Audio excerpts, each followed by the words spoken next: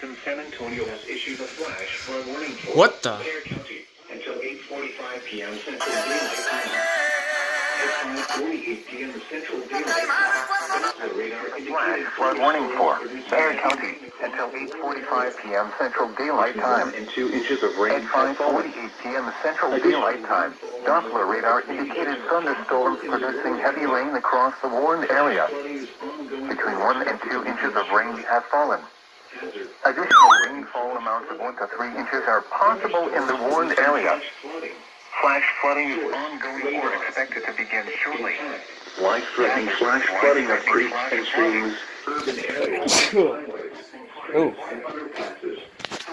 Some locations that will experience flash flooding Life-threatening flash flooding of creeks and streams, urban areas, highways, streets, and underpasses. International Airport. Some locations that will experience cities, Live Oak, Selma, San Antonio International Airport, Stinson Municipal Airport, Randolph Hollywood Airport, Park, Cross Mountain and Alamo Park. Fair Oaks Ranch, Turn around.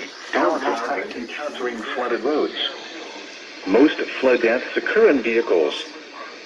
Be aware of your surroundings and do not drive on flooded roads.